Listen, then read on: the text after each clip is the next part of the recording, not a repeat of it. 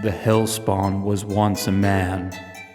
He was a husband and a friend, but above all, he was a podcaster. He knows what it means to record a bad podcast, what it means to podcast without honor.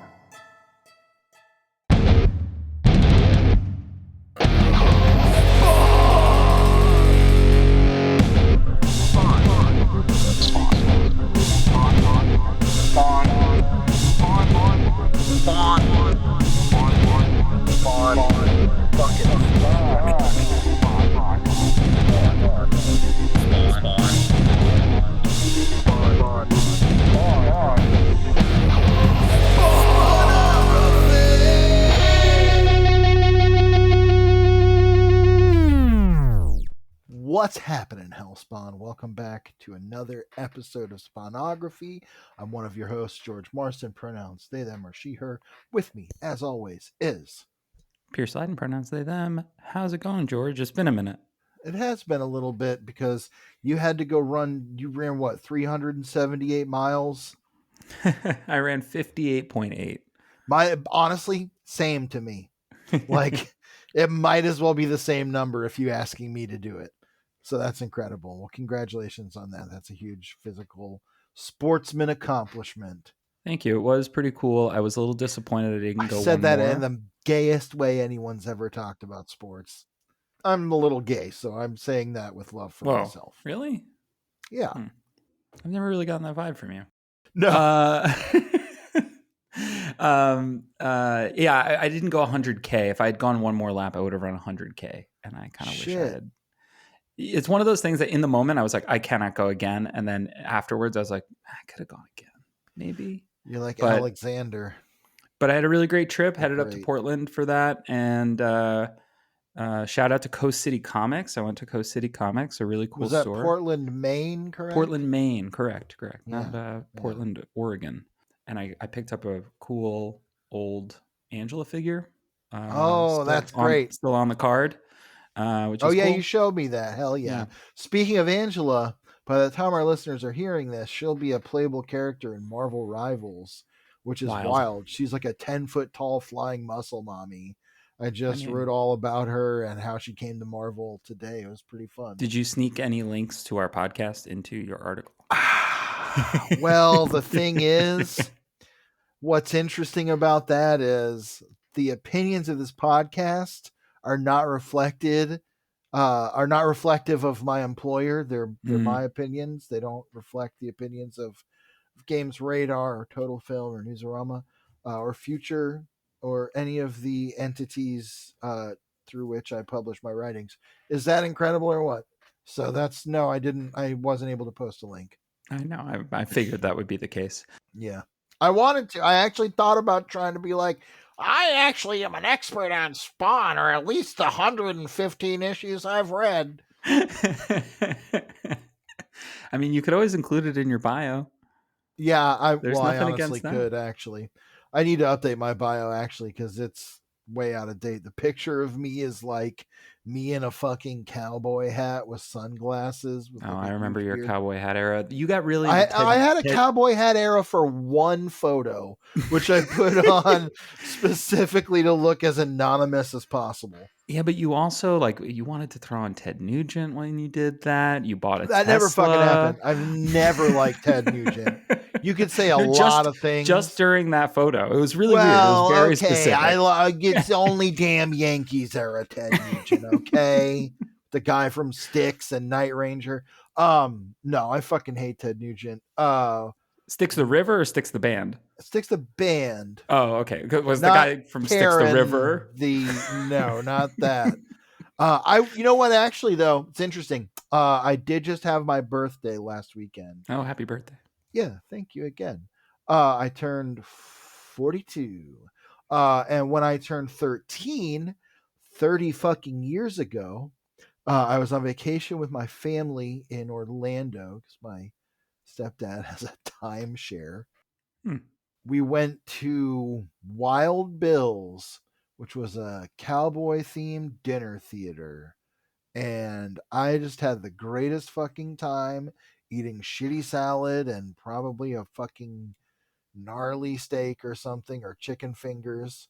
And for my birthday, my mom and stepdad bought me a very authentic leather cowboy hat, which I, for whatever reason, was like, yeah. I So mean, I guess I did have a cowboy hat face. Still fucking hated Ted Nugent. that's good. Even at 13, Yeah, no, I didn't even like his music then. you didn't wango tango. Fuck no, I didn't wango tango, nor would I. That sounds like some Red Hot Chili Peppers shit. Fuck them too. So, well, happy birthday. I'm Well, sorry thank that you. we were not together to celebrate, but we Well, will you be were one day, running I'm sure. hundreds of Yeah, thousands of miles. that's You true. were running the fucking marathon of Thermopylae or whatever. 42, good year. Well, I guess The, marathon is where he was running. he was running to marathon. The big thing about that story, though, that like, so everybody's like, oh, he ran so much it killed him, and it's like, yes, because that was the last 26.2 miles between Athens and Marathon. He'd already been running hundreds of miles. Yeah. The 26.2 didn't kill him because of the distance of that distance. It was all the distance before. And it's because he wasn't drinking his milk and arsenic.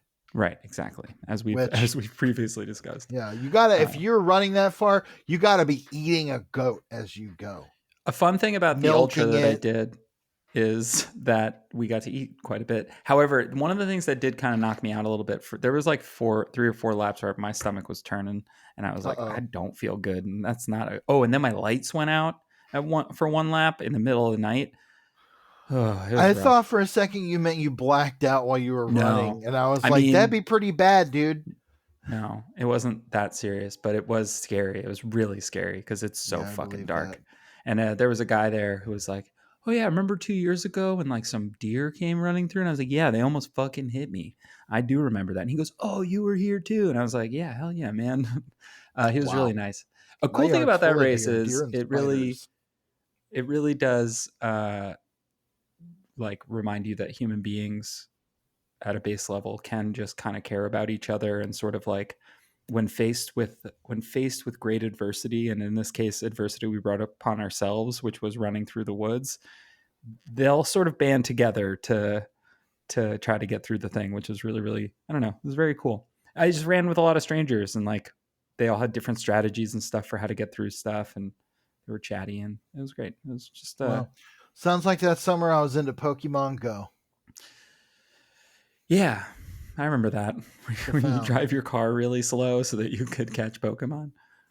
I mean, I didn't do that much. No, you did it a couple times though. Maybe I did. Listen, those were wild times. Pokemon 9 years ago really did bring. We didn't know how bring fucking the world good together. we had it. No, we really didn't.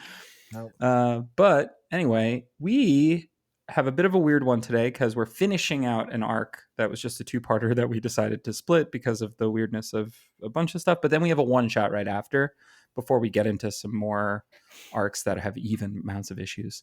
And we're going to get into some cool stuff that we've been foreshadowing for quite a while. It's come up a few times. Yeah. We'll finally get to a pretty big development here. It is pretty, it's getting very cool. Again, I'll say this at the top so we don't say it a bunch of times throughout the episode, but we said it before that a lot of folks have said like, oh, first 100 issues, then skip ahead to 250 or whatever.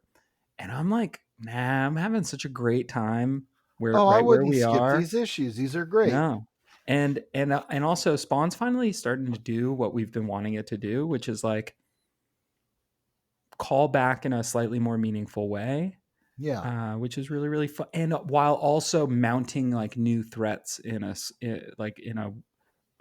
way that feels a little bit more meaningful and a little bit more actionable. We're going to see some stuff with Mammon here. We're going to see some other stuff, Spoiler alert, we'll see Cog, and it'll be kind of a fun twist on the old Spawn and Cog kind of like who's on first conversation of the dynamic. Yeah, exactly. So Pierce, there is a little bit of that like old kind of Spawn mixed in that I think, though, There it is. is forcing the book to move forward. And so I think that's cool. But anyway. I was going to say, hit me with those credits. All right. There's a lot of pausing in there. That was great. So, good radio. First up is Spawn number 115, The Bridge Part 2. Plot by Brian Holguin and Tom McFarlane. Story by Brian Holguin. Pencils by Angel Medina. Inks by Danny Miki. Victor Olazaba, Alan Martinez, and Crime Lab Studios. Lettering by Tom Warzakowski. Colors by Brian Haberlin and Dan Kemp. Cover by Greg and Todd. So Todd with the little inking assist. It's a really cool cover. It's got like a snake kind of tail thing going on. It's really cool. Dedicated to the 2002 Olympic gold medal Canadian men's hockey team. So, okay, great. That. Well, you know what? How about that? Good for them. And I'll just read the summary for issue 1 in case anybody's jumping in on this episode and doesn't know what happened. Ben Nakadai has never embraced the adventure of business travel. His current trip to Japan is no exception. On his first night in the land of his ancestors, he has a restless sleep and dreams a cryptic dream that haunts him the next morning. In the hotel bar, he meets the mysterious Maikoto, who informs Ben that Nakadai is a storied name in Japan. Maikoto embarks on a tale of Ben's samurai ancestors, but the story abruptly ends when Ben receives a phone call. While reflecting on Maikoto's story, a violent thunderstorm erupts, and it may well be a harbinger of violence to come. Now, what year did this come out? This came out in 2002. Okay, so that's interesting. Do we know what month? I'm getting granular for a reason. I don't. When did when was the Olympics that year? Because it would have to come out after that. Okay. Let's see. December is the cover date. Okay. Well, what I was thinking, and the reason I was bringing this up, is because it really reminds me a lot of Spirited Away, which came out in the US in 2002 and Japan in 2001. It's also very rooted, of course, Spirited Away, Hayao Miyazaki. It is rooted in a lot of Japanese folklore, but especially with the Spirit Bridge and, this kind of stuff. I think it's probably drawing on similar roots at this point. I would say that this is probably April 2002. So I'd say it's... So it would be a little before that. That came out the day after my birthday, 2002. My 19th birthday. Great movie, too. Love that one. Oh, yeah, absolutely. And, it was one thing that we kind of touched on off mic was that this little two-parter, it's partly because Japan story. And if you're going to talk about probably the most famous American comics about Japan, it's anything like involving Wolverine. Wolverine, right? So going to Japan, fighting hand ninjas. Right, exactly. And this kind of has that feel to it. It also is kind of fun that like at this point we've gotten like Samurai Spawn figures and stuff. And so it's cool to just be like, all right, we're going to wink and kind of nod towards that, even if we're not getting look at another era of a Hellspawn, which we haven't had in a little while. Yeah. So we open up, and the vibe of this two-parter is kind of storybook the entire time. Lots of narration, but Holguin is interested in telling story through his narration, not just like setting mood, which is what McFarlane had tended to do. And a lot of that is, we've mentioned this before, print run of this book is starting to go down. There is a lot more of any one of these Spawn books could be somebody's first, so you do need to catch people up. I really like a lot of the stuff in this kind of opening narration. I know that white people doing Japan stories, especially, really any stories about other cultures is sometimes a pretty fraught business. Yeah, it's kind of one of those things where like, for years, every Japanese superhero was like the Dragon of the Rising Sun or whatever, some stereotypical. You don't ever have like, fucking Turbo Man from Japan. Yeah. Although Ultraman, probably the most famous Japanese superhero, one of the most famous superheroes worldwide, period. Yeah. Just was at a Dodgers game, actually. Wow, I didn't think he'd be an LA Dodgers fan. Well, I think it's because the Dodgers have because of Shohei Ohtani, they have a huge Japanese fan base. So they've always targeted like Japanese players, partly for their proximity. That makes sense. So they had. I'm not super up on Ultraman, so I don't know Ultraman's villains. But they had somebody show up in an Ultraman costume, and then somebody in one of his monster villain costumes. Yeah, and they, he fights a lot of like kaiju and spacemen. Yeah, they like fought on the field, which was cool. There's this restaurant in Athens where I live called Clocked. It's like a burger restaurant. They have a peanut butter bacon burger that is just whoa, wow. Sounds good. With a strawberry milkshake. Anyway, for years, I haven't been there in some time, but for years, anytime you'd go in, they'd have Ultraman showing on the TV. Nice. Yeah. I think we're due for like a Shin Ultraman. Yeah, I think that is happening. Yes. I think that's the next one because did you see Shin Masked Rider? No, and I didn't see Shin Godzilla either. I should. Shin Masked Rider. I've not been avoiding them. I just like it. Masked Rider is one of those ones that came to the U.S. in the wake of Power Rangers being successful. There was like every year there was a new one for a little while. Like there was always a new Power Ranger, but there was, let's see, the first one I remember was Virtual VR Troopers. VR Troopers. That's it, which was boring. And then there was Big Bad Beetleborgs. Big Bad Beetleborgs, which at the time I was like, this is baby shit. Because I was like 15 or whatever. Well, they kind of also, in their first episode, they like get their powers from like a spooky ghost who kind of looks like Jay Leno.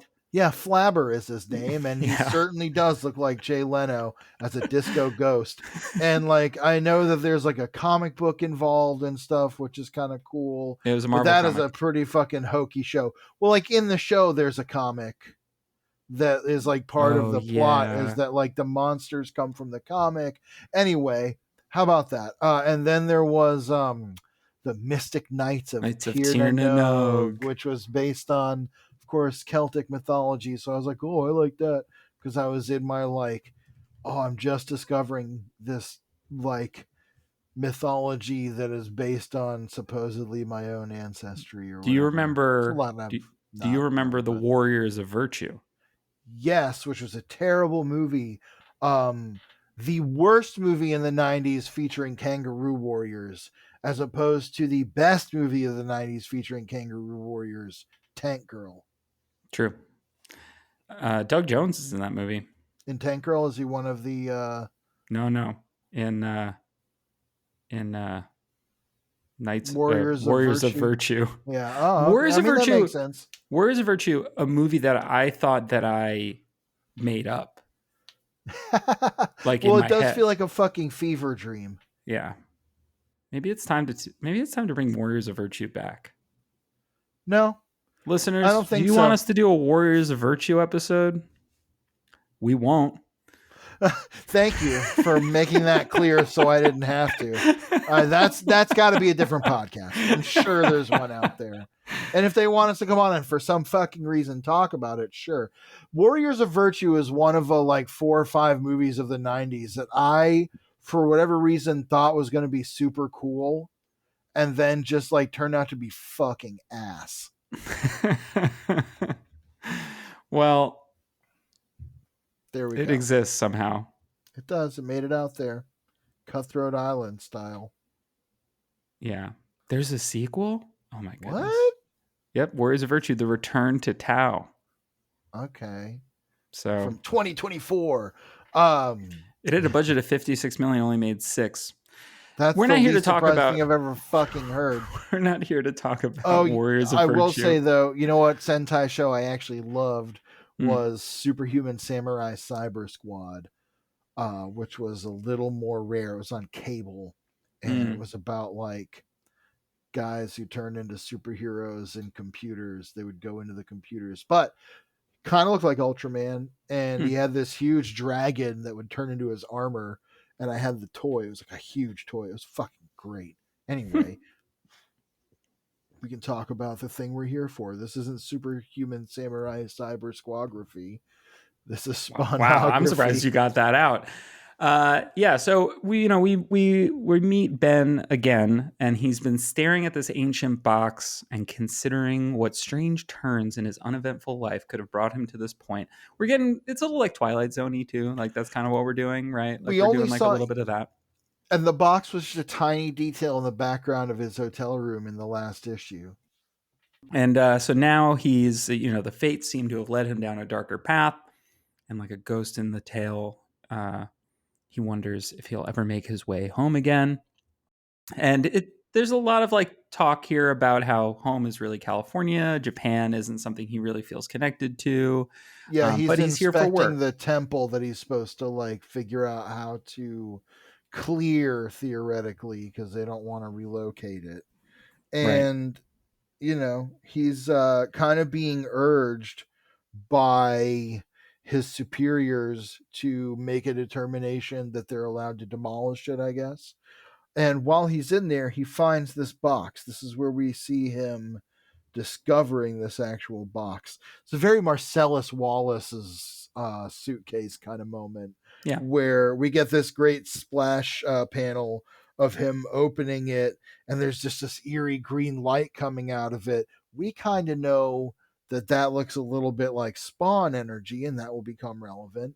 But it doesn't exactly, we don't know exactly what it is. We just get the call back to the last issue where he hears the voice saying, "Don't forget to look your dragons in the eye." Mammon, Yeah. of course. And we're going to check in on Spawn now, and Spawn's just kind of hanging out. One big boot is as big as it's ever been.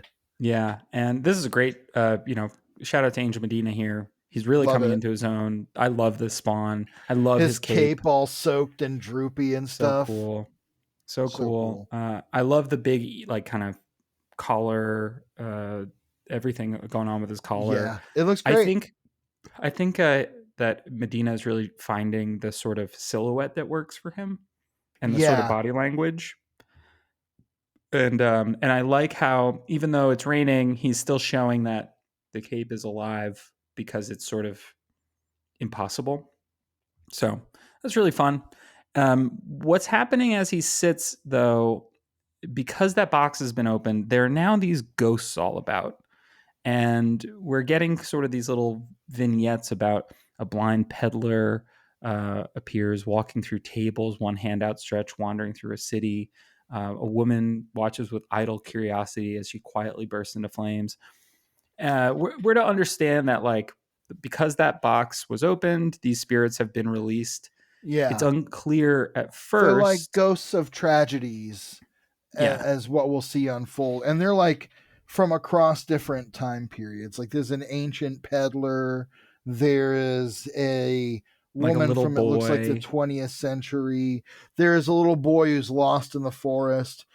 And as we're getting these little snippets, I really do enjoy these panel sequences here, because there's a kind of mixture of those like square panels set on to the more organic panels Mhm. that kind of make up the background, and it gives you a real montage kind of sense, as you see all the different ghosts. You see the people running from the restaurant, from the ghostly peddler, the ghost on the highway causes a car accident, the woman on fire runs down the street, and we see the young kid whose name is Getty. We see that his chest It's like is burst all through. burst through, and like his spinal column is just showing, and it's all kind of gruesome. It's like you said, there's almost a Twilight Zone feeling to it. You know what it feels like in a lot of ways, actually? I just watched this movie last night, is The Frighteners. With Mike, I almost said Michael Jackson. That would be Peter Jackson. Peter Jackson and Michael J. Fox. But Michael Jackson would be a fucking wild version of that movie. It'd be totally banned in America. Have you ever heard Kevin Smith tell his story about Michael Jackson wanting him to write a movie where he transforms into a car, and then he has like a sidekick who's a little boy who gets inside the car and drives it? No. And Kevin Smith was like, I cannot write. I can write that movie, but it will not be the movie you want, is I think what he said. I had not heard that, but I'm glad it doesn't exist. Yeah. So we meet all these ghosts, and they're not purposefully terrorizing people. They're just sort of wandering, and I really like this. Spawn shows up to sort of quell these spirits, Yeah. and we get this really sick 2-page spread where he's using his cape again in ways that we're starting to see him use more, where he's almost like capturing them all across this double-page spread, which is really cool.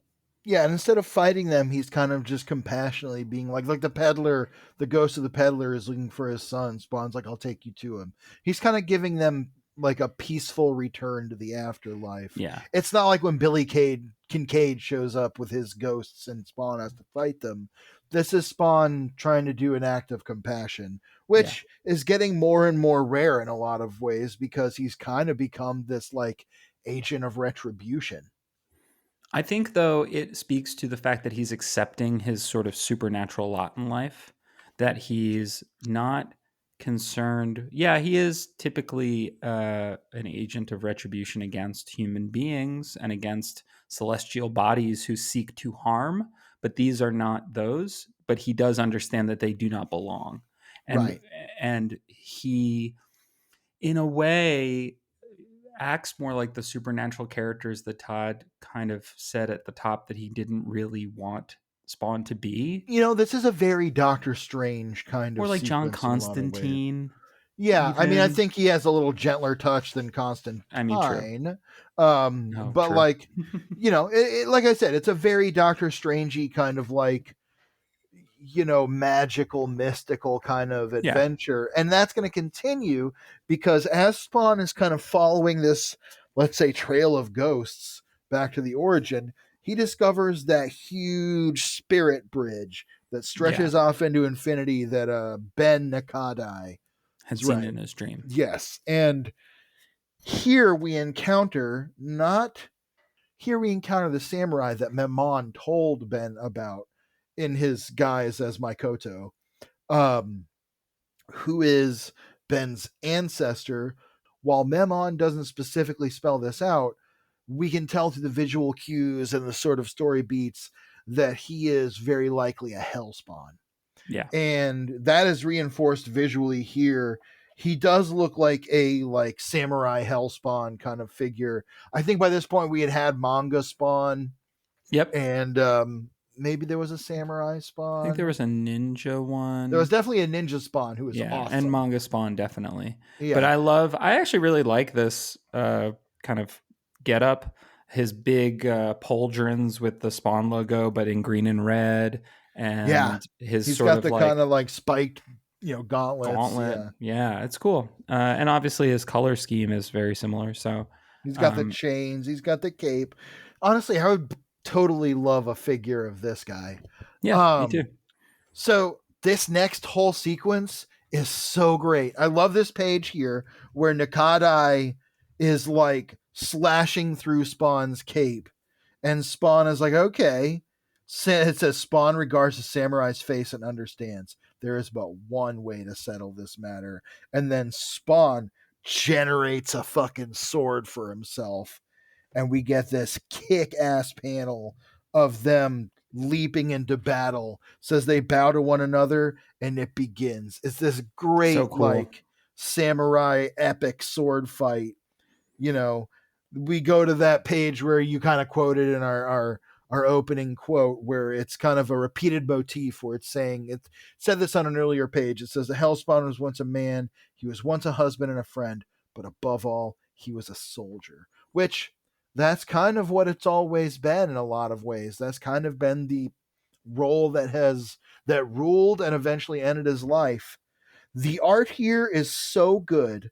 You can really see Medina's sort of manga influences. You can see, I've said Ninja Scroll a bunch of times, which is just a classic anime that I love. But it has that vibe of like those cool epic sword fight combat sequences. This is a much more anime style samurai fight than say like a Kurosawa fight, where like Absolutely. he's got some, blow by blows, but a lot of the time I think it's Kurosawa, it could be a different director, but there's that samurai film where like the guy just finishes the dude in one quick strike, which is like a style of Japanese sword fighting.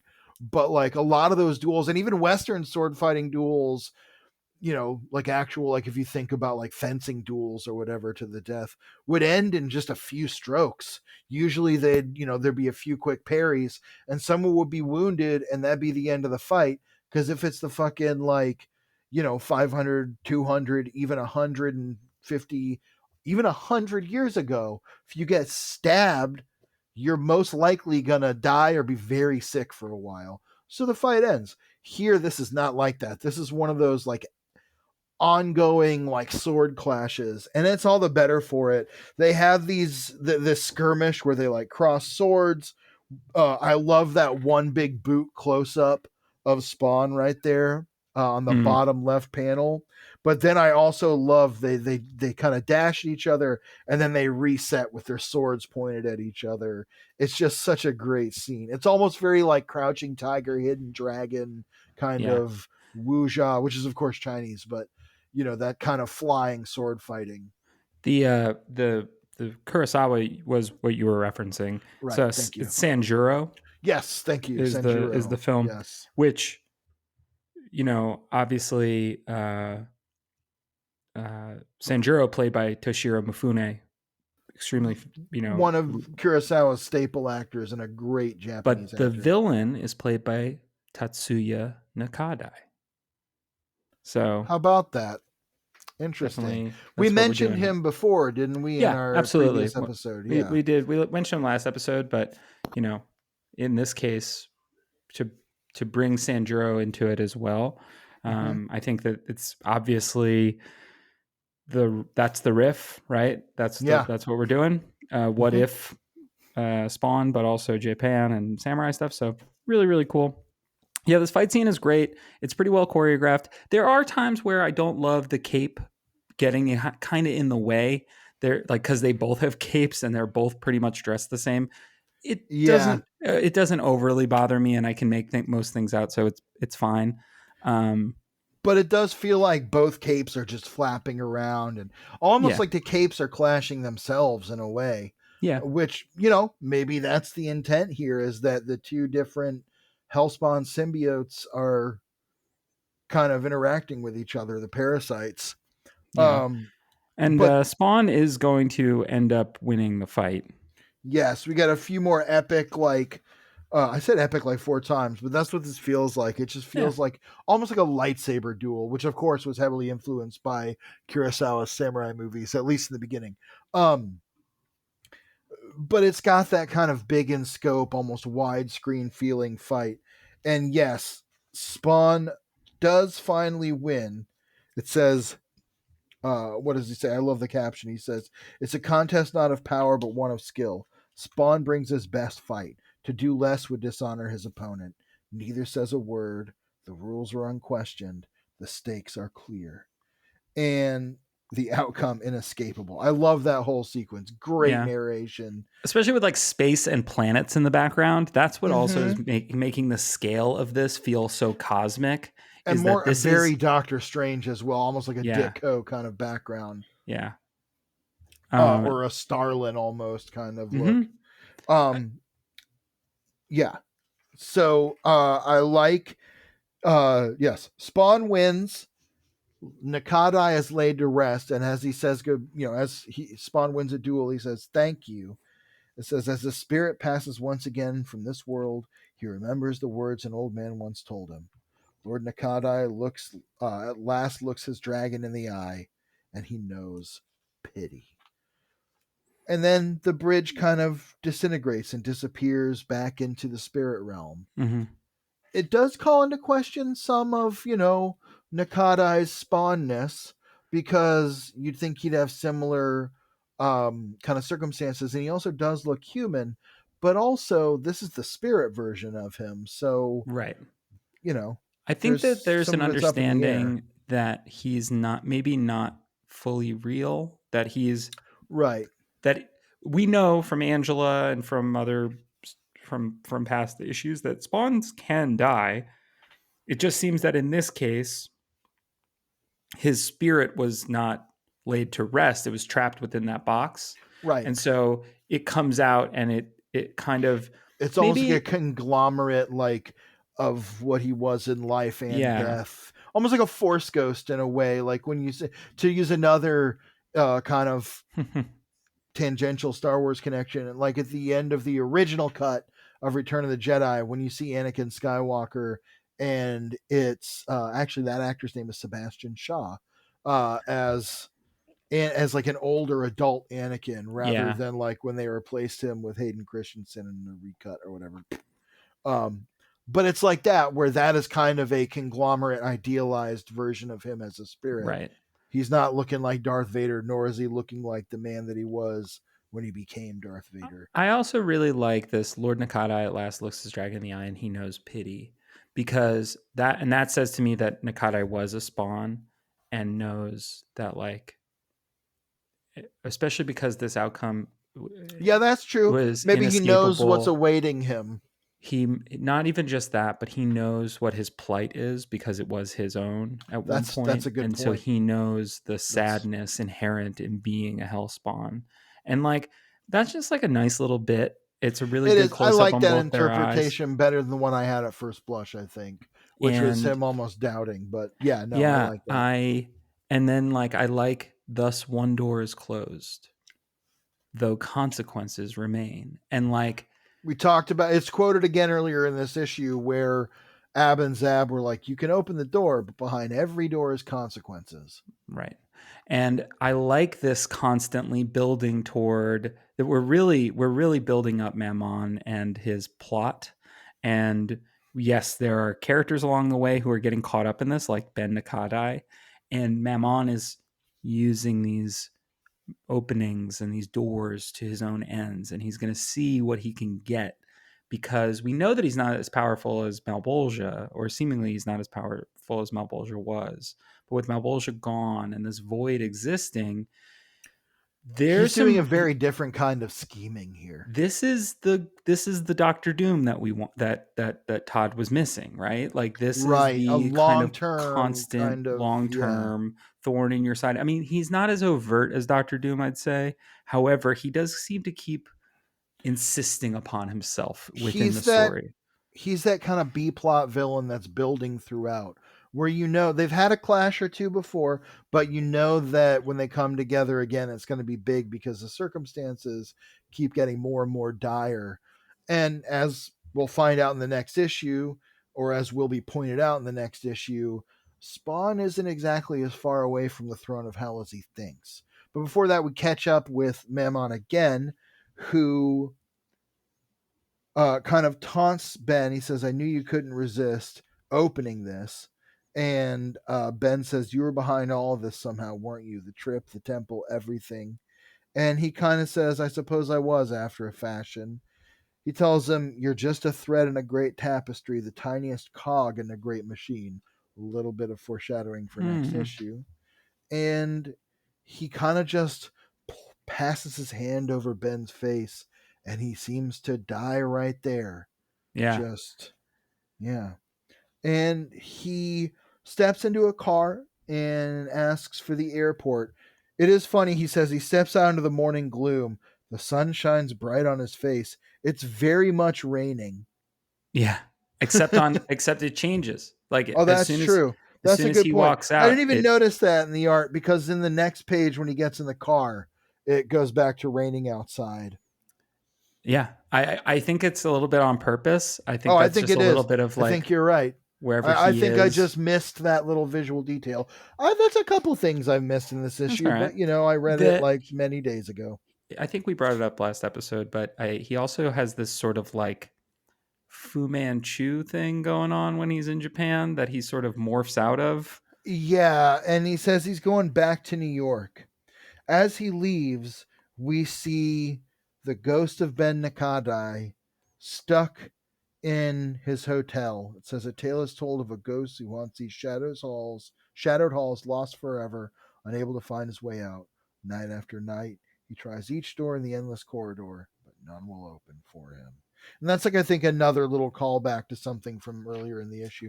This issue is kind of full of like setup, punchline I mean, in that's the dialogue. the Twilight Zone of it all. I mean, Right. and his sort of like doom, his like eternal doom being this like being unable to follow a path, right? Being unable to, and you know, so much of the narration talks about how unsatisfied he is with the way his life is, and sort of like not able to forge his own path. And now when he's trying to, he can't, right? He's sort of trapped in this just endless corridor. I think it's good. It's fun. That's just like a fun little story. It's two issues. I really like the bridge. It is a great way to come off of the kingdom. 7 issues of like, let's fucking go. Let's And this give is you almost a Twitch. fairy tale. Yeah, and also just shows us some other cool characters, some other cool things we haven't seen. Spawn acting in the way that Spawn acts in this little 2-parter shows so much growth from where he was 50 issues ago. There would have been a point in Spawn's history where the guy, where instead of giving an honorable fight, he would have pulled out like rocket launchers or something. Yeah, And been like, there's fuck something you. just more. Also, I think there's a measure of respect between Hellspawn and that scene where they're like, okay, this is what you need to escape this fate, then so be it. I think, though, it's also his acceptance, and we're going to get into this more in the next issue. So I'll make this quick, but this acceptance of his lot, that he understands a little bit more of the role that he plays, and he understands it so much that, as we'll see, he'll even kind of push back against the character who's told him over and over and over again that he does not understand. But I think that means that we can just get into it. Yeah, that's right. So Pierce hit me with the credits for Spawn number 116. Awesome. Spawn number 116. Consequences. Wow. Plot by Todd McFarlane and Brian Holguin. Story by Brian Holguin. Pencils by Angel Medina. Inks by Danny Miki. Victor Olazaba, Alan Martinez, and Crime Lab Studios. Lettering by Tom Warzakowski. Colors by Brian Haberlin and Dan Kemp. Cover by Greg and Todd again. This one dedicated to Jodie Foster. Wow, how about that? And the reason for that is that she was producing some movies and stuff. There's like, right? Did we talk about this already? I can't remember. I don't think we did. Jodie Foster, Todd McFarlane. Love Jodie Foster. Oh, it's because of Dangerous Lives of Altar Boys. We did talk about this already. Oh, we did talk about that. Yeah, That's right. She plays a nun in that, and she was also like a producer. And she was a producer on it, yeah. So, great and movie. Todd did all the art in it, so that's cool. Yeah, great movie. Great, love Jodie Foster. Dr. Lecter. There's a lot of, if you search Jodie Foster, Todd McFarlane, there's a bunch of photos of them. So hey, how about that? Well, I mean, they've been married for 14 years. No, I'm just kidding. Todd is an eternal wife guy. Oh my goodness. How dare you? No, I don't dare. Anyway, so Consequences, a little one shot here. And we're going to open with a prologue. And again, I think I'm really just coming around on Holguin's narration. It's a little, like I said, a little less flowery typically. However, he does get to do some vibe setting here that I think is really, really fun. So it starts, there is a dark thing. It hides in the shadows, in the dark corners where you're afraid to look. Sometimes you glimpse it out of the corner of your eye just for an instant, and then it's gone. You tell yourself it was nothing, just your imagination. It isn't real. But it watches you, listens to you, tells you whatever you want to hear.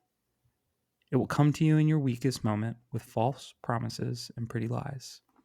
It leads you to the edge of murder and places a gun in your hand and whispers gently in your ear, "Do it, do it." There is a dark thing. It's out there, hiding. It is real, and I am going to kill it. throughout this whole, I mean, great narration, and it's setting the stage in a perfect way. Throughout this, we see the very top panel is just Spawn's eyes in the darkness, which kind of fades into a pair of headlights in a very cinematic kind of way. Yeah. And we see a young man riding on a bus, and it says, what does it say? PhoenixUplink.com. Is that a real bus? Maybe. But we see that in his luggage, he has both a Bible and a gun.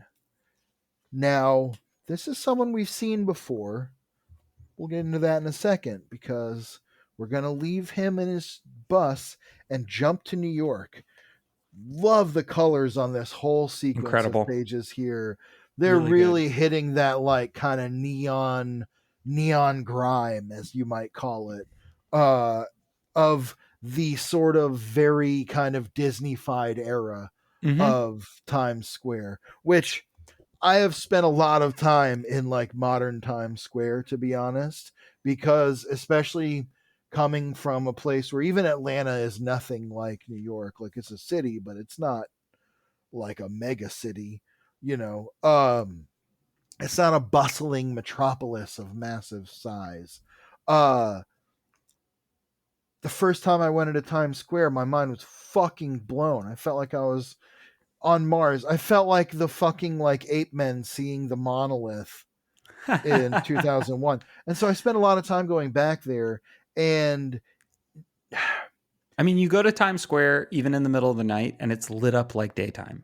yes, it's like, crazy. That's the most bizarre thing about Shit, it. it can be just closed and it's all still just huge TV screens. And they really capture that energy here where it's like the city's lit up. I mean, it's a city that never sleeps, baby. That's what they say. That's what you say all the time. I've been known to say that. All, like, so much. Yeah. I mean, the listeners of this podcast are over it. I love this little sequence too, where we kind of sneak closer and closer into Rat City. We see the graffiti that says these alleys belong to Spawn. And we find out that who we're catching up with here and zooming in on is Cog. I love Angel Medina's version of Cog. Really, really great. He looks so great. And as he is kind of sitting here drinking his liquor, sweet berry wine, maybe there's still some cases of that which left is over. like, which has then these like maggots falling onto it. Well, that's because who should be above him but Spawn, and with Spawn come the dirty, filthy creatures of the night. I love this double page splash of Spawn fucking standing rules. on the fucking fire escape, which is like bending underneath him. And by the way, shout out to New York City Fire Escapes for being able to hold Spawn, who, as we know, weighs 400 to 500 pounds. My favorite thing on this whole page is this one fly in the front with its like fangs. Yes, he's just got all these weird bugs and bats flying out from his huge unfolding cape. My favorite detail is the chain, the close-up of the chain that goes across the bottom. Just love the inking on the texture on that. This whole splash, though, fucking rules. And Spawn just says, "Old man, it's been a long time." And indeed it has. But things haven't changed that much, because guess what Cog has for Spawn? A fucking lecture. Yep. And he actually has a bit of a point this time. He says, word has it you've been a busy boy. Curses. He uses a word here that we wouldn't use in 2025, but he says curses, vampire cults, Japanese ghosts. Same old story, just fiddling around the edges, never looking at the big picture. And Spawn's like, yeah, good to see you too. And the point that Cog is making to him here is, he may not want to claim the throne of Malbolgia, but he's still wielding that power. And Spawn, I love this scene where you get the close up in Spawn's eye of Cog's like corpse. And Spawn says, "You're dying." And you get that double close up on Cog with the fly buzzing around him. So great. We cut back to the bus and the guy on the bus on Interstate I-40, Tennessee, which I've driven through Tennessee, sure. And he says, "Dear Andy, little bro, how are you doing?" And this is how we find out exactly who this is. It Pierce? is. It is good old Eddie Frank. Eddie Uh, Frank. who you That's may right. remember from Spawn Across America. One of the first people that Spawn really tries to help when he gets ousted from New York for a little while and is trying to get home is the Frank boys, who take him in when he's pretty weak, and they try to kind of nurse him back to health. He finds out very quickly that their father is not a great guy, Yeah, and profoundly abusive. profoundly abusive. However, he's a police officer. He's well respected within the community. Their mom is either gone or dead. I think she might I be think she might dead. have left. I can't remember. It's not clear, I can't exactly remember. but She's not in the picture. right, she's not in the picture, and the father is a drunk, and he's abusive, and the kids. While everything seems okay at first, it's clear that there's something dark lurking pretty much right underneath, and Spawn takes it upon himself, because these kids helped him, to exact a revenge that he thinks will help. And this is the era of Spawn where he's just kind of doing things willy-nilly. He's fucking Because around a lot and finding out plenty. yeah, because he thinks that he's helping, but he's not really fully thinking through the consequences. There's the title Yep. of his actions. And this is really the chicken's coming home to roost in a lot of ways. This is that the way you say it? Is that the expression? Yeah. Because in the past, him kind of fucking up just kind of means somebody dies.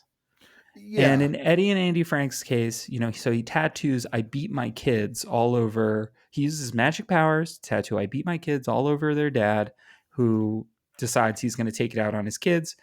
Eddie pulls his father's gun from its holster and shoots him to save his brother Andy. To save his little brother. They run away. They end up in New York. Eddie becomes a drug dealer, and it's all pretty dark. Winds up going to juvenile detention, which he is talking about in this letter that he's writing. He's saying, "Don't ever go there. You'll hate it. It sucks. It's worse than foster care," which I know also is bad. But what's interesting is he's kind of rewriting the narrative of what happened for himself.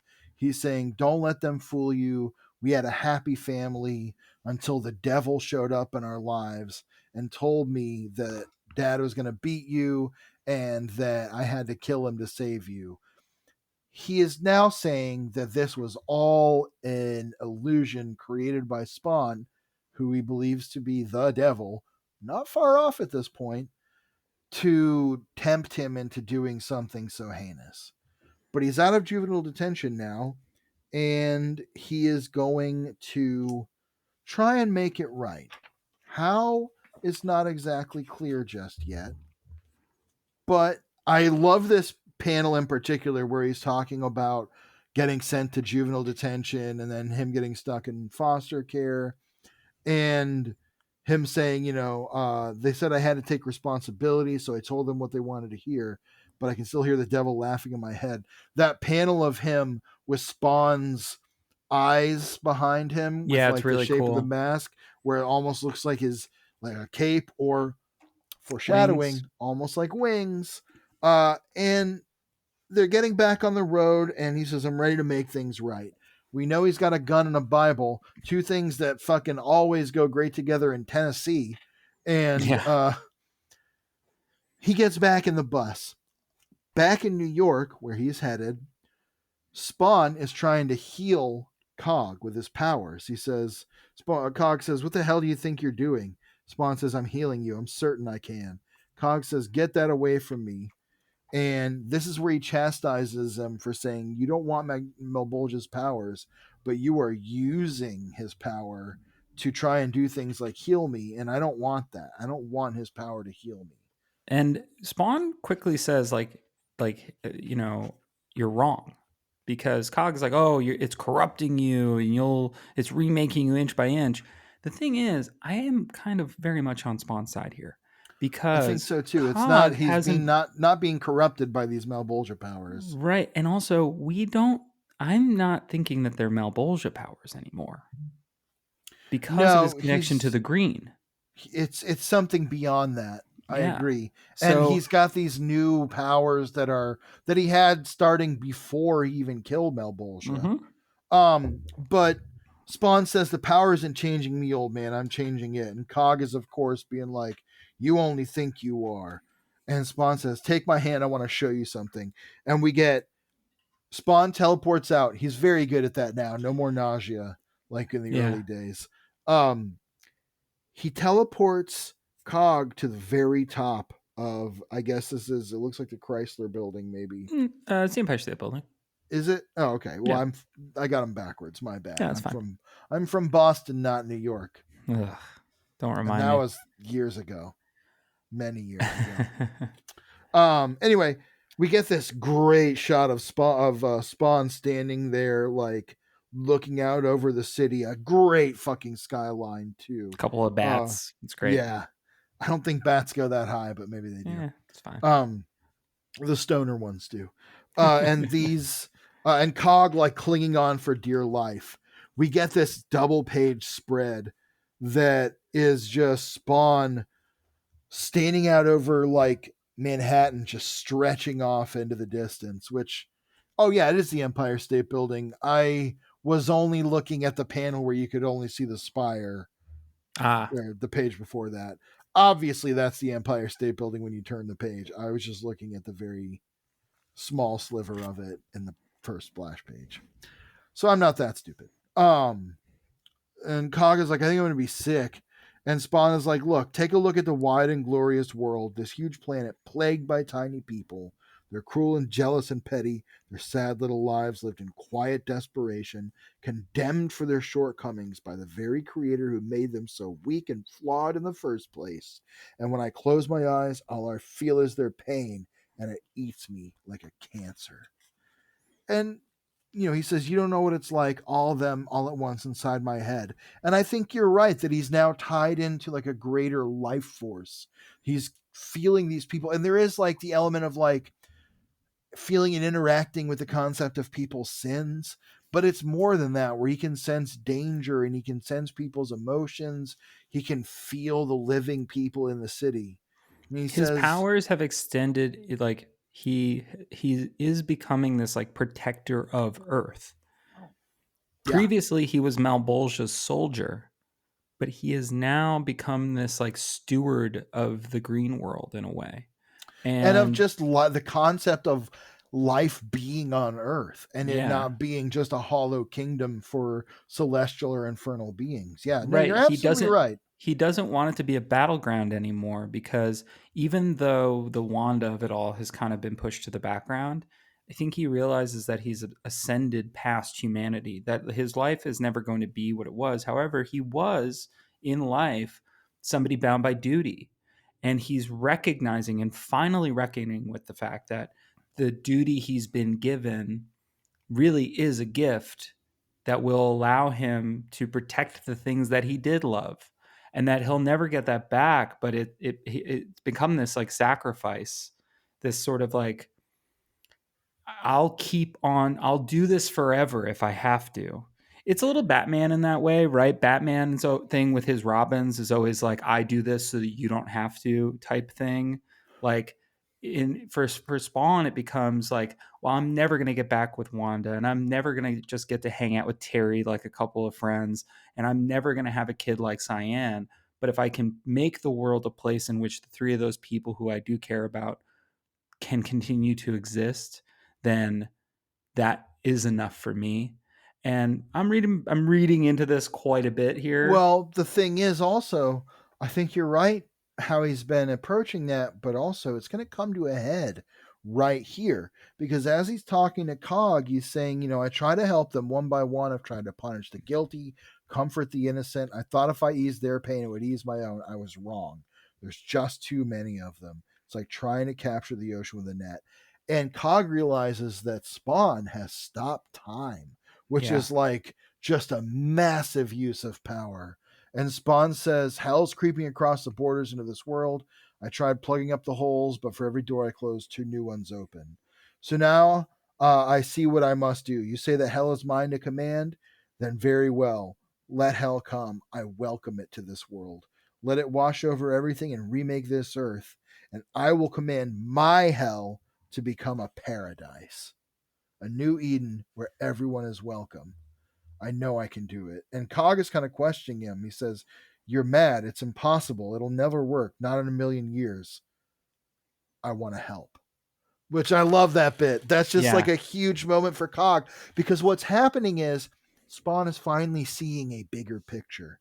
He's Yeah. finally seeing a role he can play in actually changing the game instead of just continuing to play it. So Cog, I love this moment for him. Now, we're at the conclusion of the comic.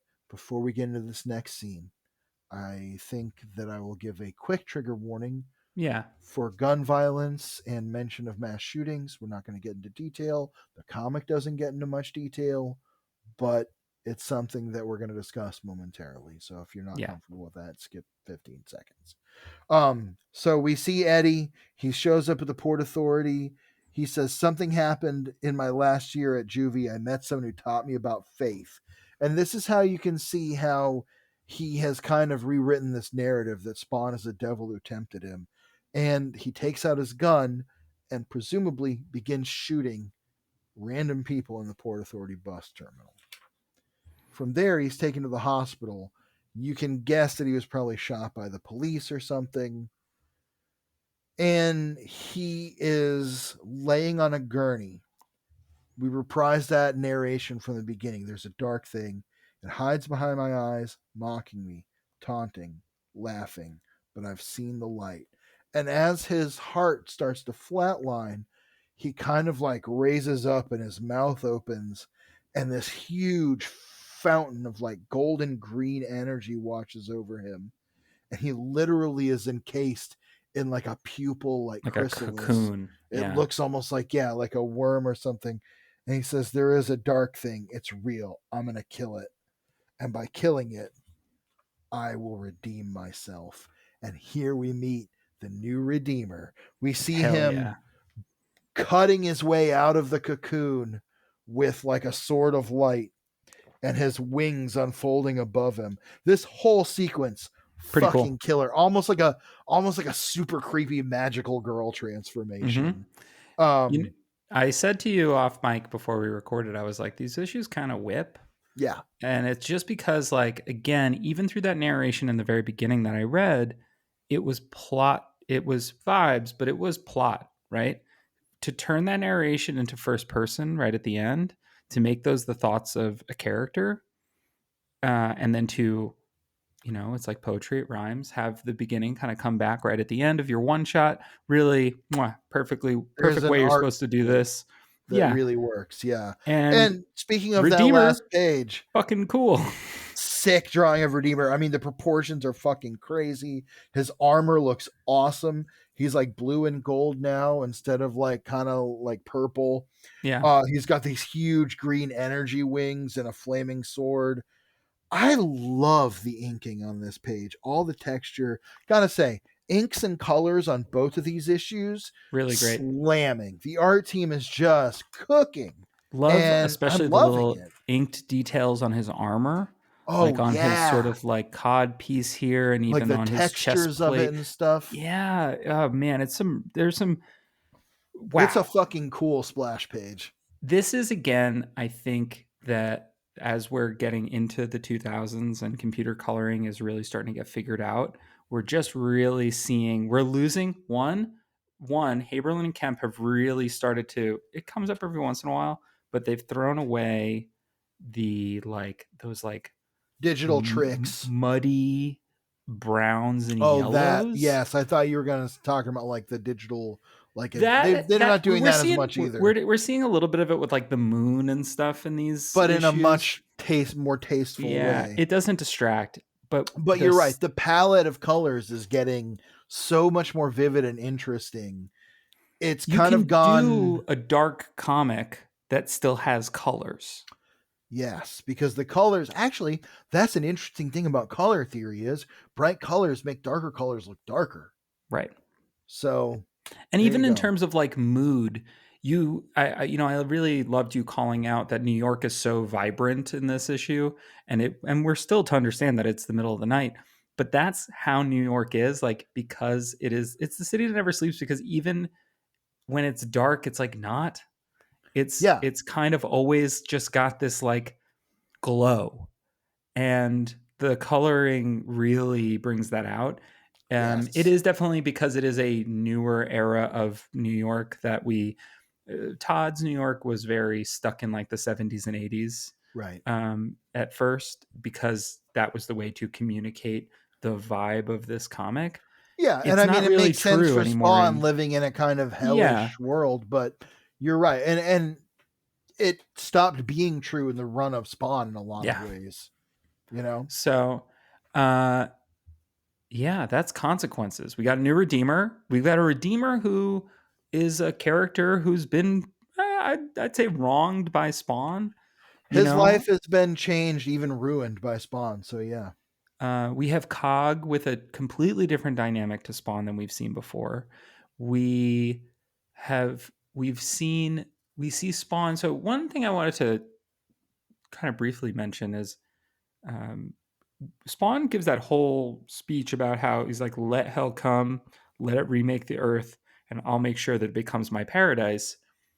I definitely don't take that to mean he wants hell to destroy everything. I take it to no, I mean think he that as wants soon as to. that power comes, he will be able to harness it and Right, make it into whatever he needs it to be. It's a right. very reality can be whatever I want type It's almost a very move. Secret Wars kind of thing in a way, Yeah. where it's like, yeah, I can harness the power that would destroy our universe and actually use it to rebuild it. I think that's exactly right. Yeah. And, it might take a really long time, but something not necessarily totally unlike this is a part of Spawn's story Yeah. long down the road. Yeah. Absolutely. You know, this we can get into final thoughts now, I think, just because Yeah. I think we're kind of already there. The samurai Nakadai story, I think, is really interesting. I would love to see a few. That's the kind of story that typically would be a fill-in, right? Where you get like Right. another writer to fill in and like slide in and just kind of throw that story in. I kind of like Holguin doing it, because when it's the main series writer doing it, then you go, that's going to come back somehow. Right. That has the potential to come back. Not that it Doesn't feel definitely like an will. inventory story, as they say. Correct. But even if it was an inventory story, I do love Cog calling it out right in the very next issue. So we're like, oh, okay, cool, cool, cool, cool. It's all Like, in this. Yeah, it's part of yeah, this greater it's narrative. part of the soup, right? And I am just I don't think I don't know. Listeners probably think that we just have Stockholm syndrome now from reading this much Spawn. However, I'm sure that the people that are listening have read as much Spawn as we have, if not more. And when looking at the craft of it and how the title's grown, we've been with we've been with Brian Holguin now since issue 70. Like, this guy's written 45 issues of Spawn at this point. Right. Like, that's not nothing. That's a pretty significant amount of time. Yes. um we're really starting to see his voice shape come into form. We're seeing Angel Medina's work really just expanding the visual language of the character and the title, while still being able to bring back elements that we like have loved to see Oh from the yeah. past. He's a worthy successor to Capullo. I Absolutely. I At first I was really missing Capullo. I think But in the same Medina has way. really found his voice in this. Yeah, I'm having a great time with Medina. Honestly, like, mm, if we go by three, I guess at this point we've really had five Spawn artists, right? It's Right. Todd, Greg, Tony Daniel, Dwayne Turner, and Angel Medina as Yeah. like our big five. I'm not going to Across the include the Hells. main. I'm not going to include the Hellspawn Right. guys And of course, because Dwayne Turner did more Curse of the Spawn, but he right, did do a few issues of the main right. title. Turner's not my favorite. Daniel's not my favorite. They didn't get much time to really figure it out. Right. And Daniel, I think, gets a couple moments that are really impressive, but I wish I would have gotten to see more. Capullo is still number one. Well, It's he's the hard to. definitive Spawn It's artist. so hard. Everybody's, It's even hard to with pick Todd between 2 and McFarlane, 3.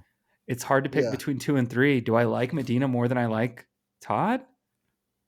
I don't know about that. I would say that I don't think I do yet, but he's making a great case for himself. well, you kind of nailed my final thoughts on that. So I'll give some final thoughts on number 116. It's interesting to kind of come back to the Cog and Spawn relationship so long after it's been really since we've even seen it. And I think what's cool about that is it gives a bit of a reset and says, yeah, this is still Spawn. This is still the comic, the story that you've been invested in.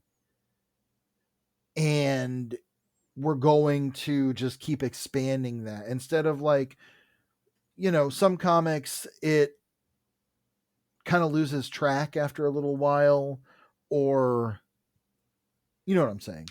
Yeah, I think that comics do tend to spin their wheels. I think that this is a comic that has been accused of that Thank at you. multiple times.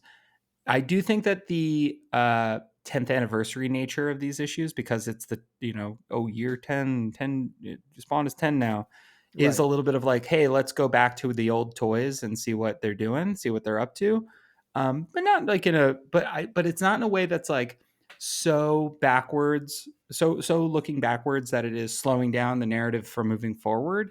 It is also saying like, yo, have you not checked out Spawn in 10 years? Check out Spawn now.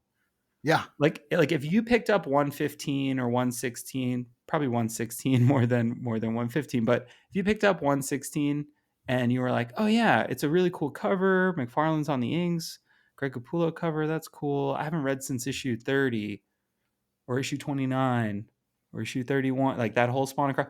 Oh yeah, I haven't read. Wait, what happened to that kid? Right. Wait, he's here? Wait, we're still doing this? Wait, but Spawn is different now. He's not just yelling about his ex-wife. Right. This is cool. It's a very big evolution that's happened. Yeah. And it does feel like really the big second epic of Spawn, like EPOCH epic, of like, if we're talking about like, there are plenty of little moments going through those first 100 issues where Spawn evolves, but this feels like a flashpoint. Like this chunk of issues has felt like a flashpoint towards the next real phase of Spawn. And that's what I think is really shown in these issues, especially by bringing in a new Redeemer, doing another little two-parter where we get another classic Spawn kind of concept with a fun twist of Spawn kind of encountering another Hellspawn, which is a very rare thing for him, especially one that is a Hellspawn. And not like Cog. Right, exactly. So I really, again, I'll agree with you that I love the way that Holguin is kind of building that mythology subtly through the story. Yeah. I think it's really, really cool. Yeah. Well, that's these two issues. We'll be back next week with A Season in Hell, parts 1 and 2. And we're going to see what that Redeemer do. Yeah. But before we go, George, do you have any recommendations for our listeners? Sure, I have two. One of them is watch Alien Earth. It's really good. I've been catching up on that. The latest episode, which by the time you hear this, the latest episode I've seen is episode 5, is basically just maybe the best Alien sequel since Aliens.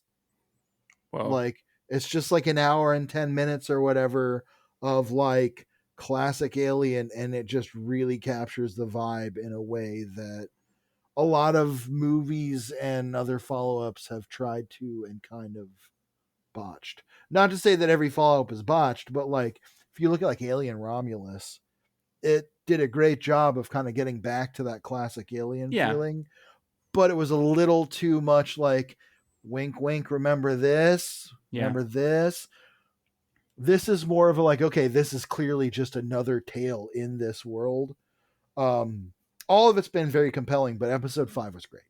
I have one other recommendation, And Shoot. this is a recommendation I'm making to myself very much too, because this is something I need to be more proactive in.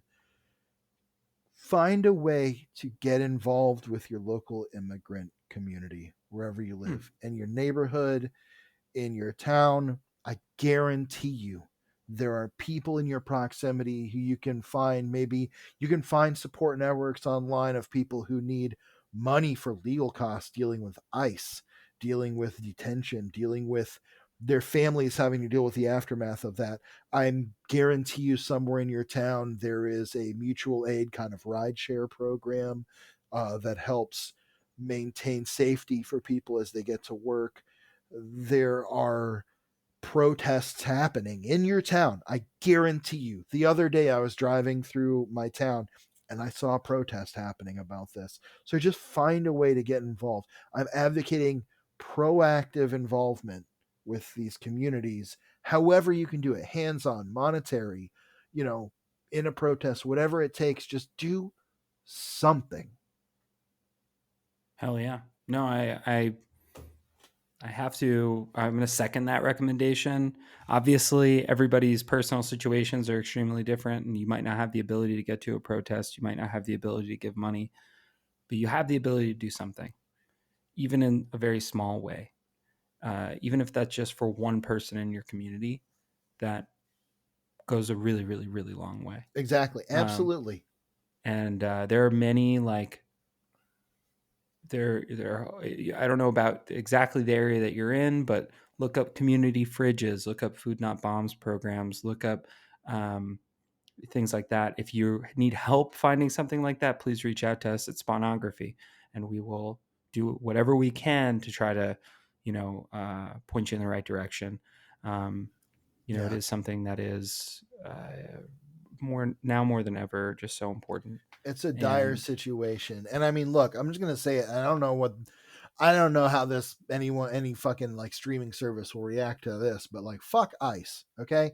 That's what's important. And what's important is we got to band together as people, as a community, and just as a society that refuses to exist in a world where people are treated inhumanely simply because of some quality of their immutable identity, be that, and when I say immutable, I mean who they are as a core person. Being a trans person, that is an immutable fact of your life.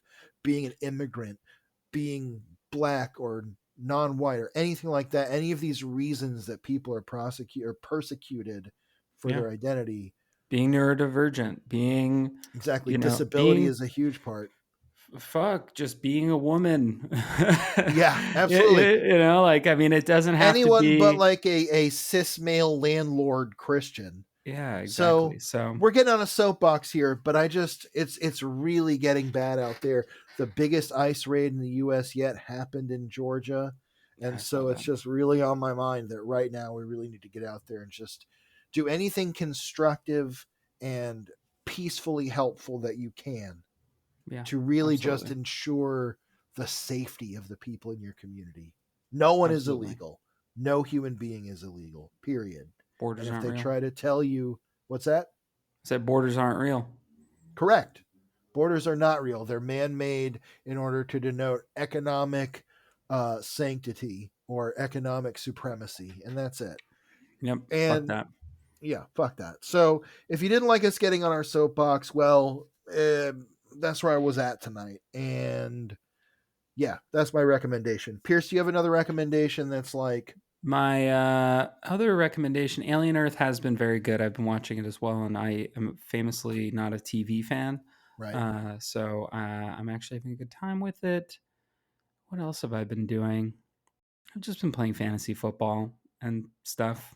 My other recommendation is a bit of more of a you recommendation, but it is just show up for, in addition to showing up for the people that really need it in our communities across America right now, man, show up for your friends that make art. Yeah, absolutely. And I mean, like, you definitely have a friend who makes art that you are rolling your eyes at, that you're like, fucking A. But I'm going to say, be like the dude. Be like the dude going to his landlord's dance recital. Yeah, just be supportive. Just show up. You don't have to fucking like it, but this person, whoever it is in your life that's putting themselves out there, is putting themselves out there to put out this thing that they care about, whether it's dance or music or a book or a comic or podcast, Yeah. but show up for them in some small way, whether that's leaving a review or whatever. I'm not making this about us at all. No, but What I'm trying to say is that everybody that you know is doing some small thing. It might not even be art, right? It might just be like, I know a lot of folks that are like runners, right? That are like, oh, they've never had somebody come to one of their races to cheer them on. Just show up at the finish line. They're going to yeah, be so happy to see you. It doesn't matter how fast. They're not going to win the race. not That's not the about that. point. No, So, and I mean, look, I'm going to agree with you 100% and just say human creativity is sacred. mhm. And the shittiest drawing by the worst idiot who did it by hand is better than anything created or generated solely by machines. And so you absolutely should get out there, and I 100% agree. Support artists in your life, musicians, visual artists, people who are just creating things for the love of it. Help them love it. Absolutely. So, anyway, that's been us this time. We got Yeah. more Spawn coming. Yeah. A lot of it. Yeah. We're weirdly almost like a third of the way through Spawn. Wow. Crazy. Wow. We're catching up, Todd. We're catching up. Another 5 years by the time. 5 more years. Yeah. Dude, if the internet exists in 5 years, I hope we're still doing this. Yeah, me too. But anyway, thank you all so much for listening. Rate, review, subscribe, all that good stuff. It really goes a long way. We really appreciate it. George, before we go, we have one last thing to say. For Todd so loved the world. He gave his only begotten spawn. See you later, Hellspawn. Spawnography! Spawnography is recorded in Athens, Georgia and Queens, New York. It's produced by me, Pierce Lyden. Our theme music and logo were composed by George Marston. Episodes come out every Monday on Spotify, Apple Podcasts, YouTube, and wherever you get your podcasts. If you like the show, please rate, review, subscribe. You can find us on social media at Spawnography or at SpawnographyPod. If you'd like to reach out to us directly, you can do so at spawnographypod@gmail.com. Thanks for listening, and until next time, see you later, Hellspawn.